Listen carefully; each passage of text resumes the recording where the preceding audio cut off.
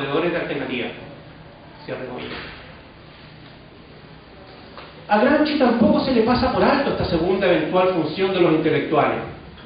Incluso más, esta cuestión constituye un punto nodal de toda su reflexión. Como sabemos, el cambio histórico para él tenía como premisa la instalación de una nueva hegemonía intelectual y moral, y en consecuencia la creación por parte de las clases subalternas de un nuevo tipo intelectual, el intelectual colectivo, orientado a elaborar aquella hegemonía, siempre en estrecha interacción con la práctica de estas clases subalternas. Así pues, cabría distinguir intelectuales de distinto tipo. La diferencia vendría constituida por la función de cada uno. Para decirlo con palabras de Rama, o un letrado orientado a organizar la sumisión, o bien otro que contribuya a proveer las alternativas. No es menos cierto que lo normal es lo primero, siendo lo minoritario lo segundo. Pero se dan ambos casos. Lo primero tiene que predominar, debido a que los intelectuales son un estrato de una profunda debilidad, al menos a mi juicio. Desde ya son asalariados, aun cuando se ubiquen en puestos de mando. Su actividad requiere presupuestos institucionales y financiamiento, de modo tal que si quieren prosperar y hacer carrera, deben insertarse en las instituciones pertinentes, lo que a la larga supone algún tipo de aquiescencia por parte de quienes las controlan, es decir, ciertos funcionarios ligados de una u otra forma a la clase dominante o las autoridades de su Estado. Esta aquiescencia tendencialmente difícilmente se obtendrá si la producción del intelectual no es funcional, o a lo menos si no es neutra. No ocurre así cuando se produce un cierto equilibrio entre las clases fundamentales, es decir, aquellas asentadas en la producción. Entonces los intelectuales, que principalmente vienen normalmente de las clases medias y de la pequeña burguesía, se dividen en más corrientes que cuando una dominación no presenta fisuras, precisamente por cuanto la dominación puede estar dando visos de agotarse, preludiando la instalación de una nueva. Entonces una parte variable de los intelectuales se realinean, haciendo sus apuestas, muchos de ellos poniéndose del lado de las clases emergentes, contribuyendo a formular y fundamentar sus proyectos alternativos. Lo dicho se confirma a plenitud si miramos la historia reciente del mundo occidental. Así, durante los comienzos del siglo XX, cuando el capitalismo enfrentara décadas enteras de profunda crisis, que parecían preludiar su derrumbe a través del alza de las clases subalternas, catalizadas en torno a la idea de revolución, no pocos intelectuales se sumaron al cambio, cuando no la mayoría. En la medida en que la perspectiva revolucionaria se volvía más fuerte, eran mayores las cantidades de intelectuales que se unían a ella, legitimándola y aportándole su producción cultural. Y a la inversa, sobre todo desde los 80 en adelante del siglo XX, pareció cuando el capitalismo, a partir de las transformaciones tecnológicas centradas en la informática, pareció definitivamente recomponerse y la revolución convertirse en algo anacrónico, la tendencia de los intelectuales consistió en realinearse del lado de los triunfadores, elaborando los discursos pertinentes. Ese movimiento se ha dado con paradigmática claridad en Chile. Así, en los 60, gran parte de la intelectualidad se volvió crítica y aún revolucionaria, e incluso ultrarrevolucionaria.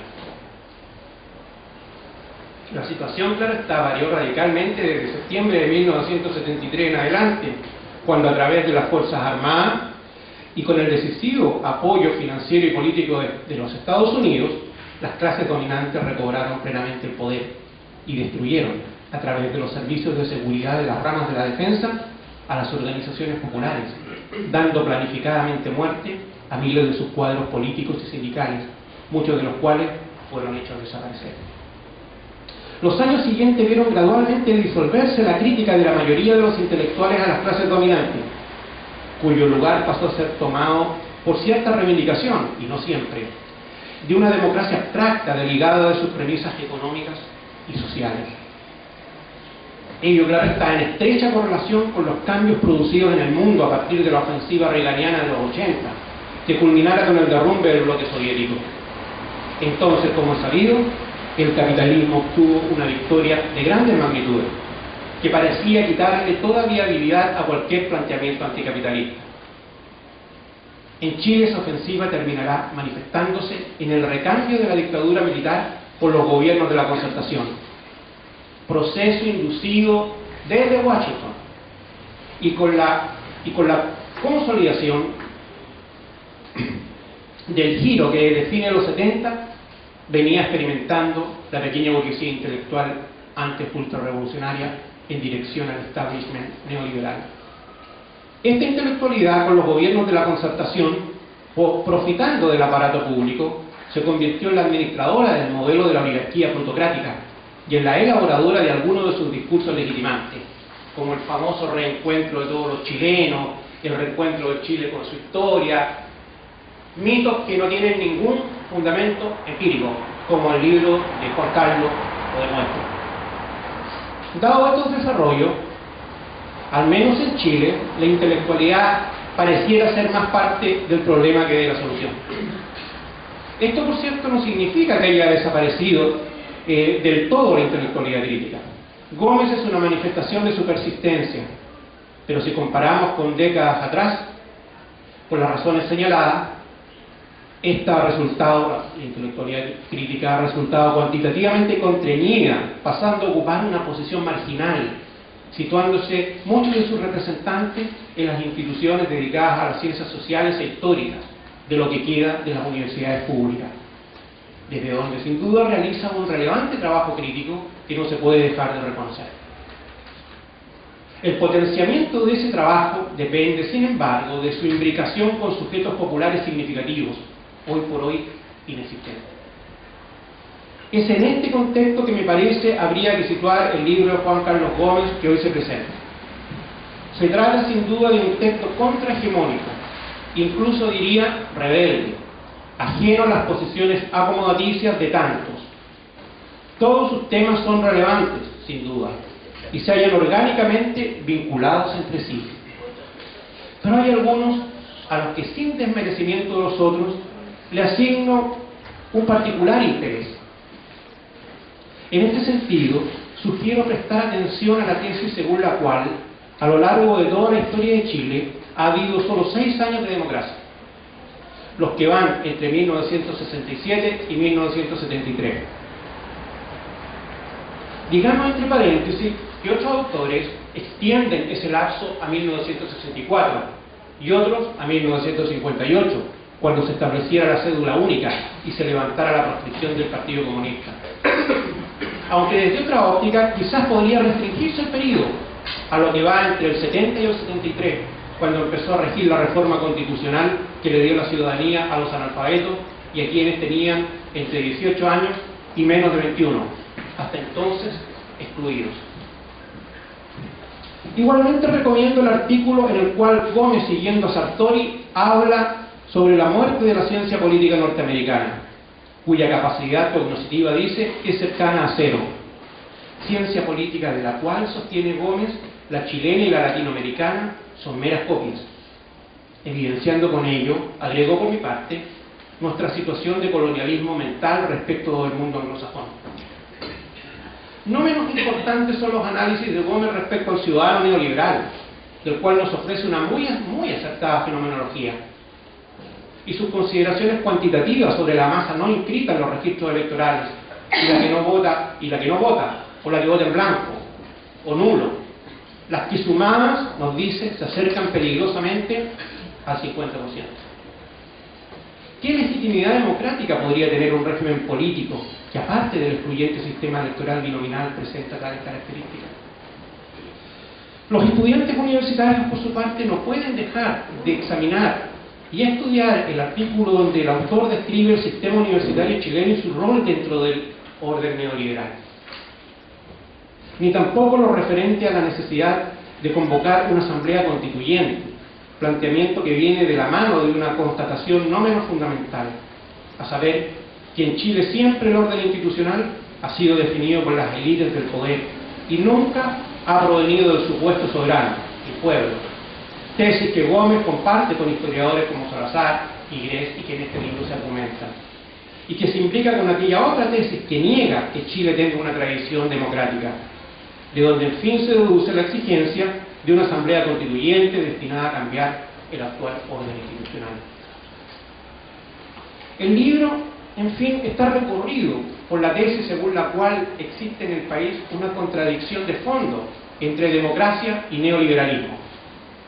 El autor sostiene que los contenidos de la democracia, se frustran y quedan en el papel en virtud de la imposición del neoliberalismo. De allí que llame a resolver dicha contradicción en favor de la democracia, para lo cual dice, se requiere una nueva ciudadanía, tema que sobre todo trata en la primera parte del libro, y que especialmente en la segunda lo lleva a la identificación entre una democracia radical y el socialismo, el que sin perjuicio de los aspectos políticos de la democracia, incluyendo sus aspectos formales, consistiría, nos dice, en la democratización de la propiedad. El golpe del 11 de septiembre, nos señala el autor, y los subsecuentes asesinatos masivos por parte del Estado, habría sido la respuesta de las clases dominantes al intento democratizador de ese tipo verificado entre 1970 y 1973. Para ir finalizando, dos cosas quisiera agregar. La primera se refiere a que, con la excepción de los primeros capítulos, la parte inicial del libro tiene un claro sesgo politológico, estando centrada en la cuestión de la ciudadanía.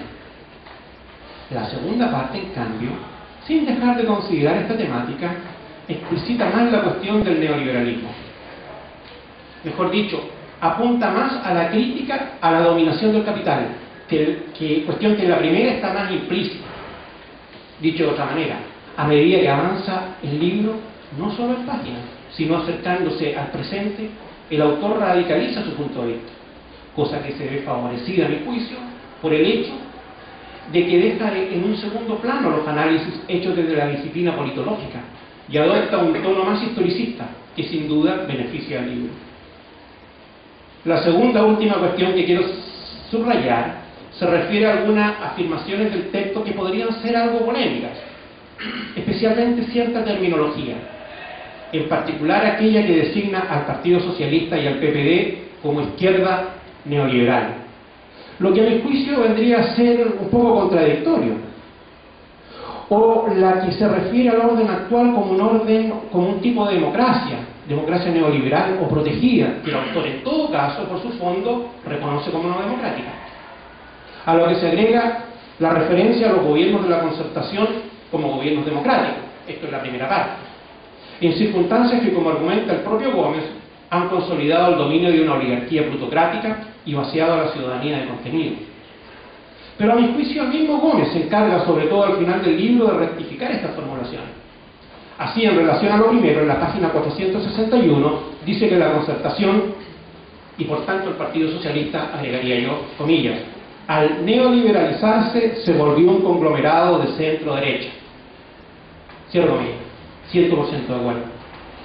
Y el neoliberalismo, del cual la concertación se volvió un instrumento, se evidenció como incompatible con la democracia, condicionando así el contenido, por su fondo no democrático, de los gobiernos concertados.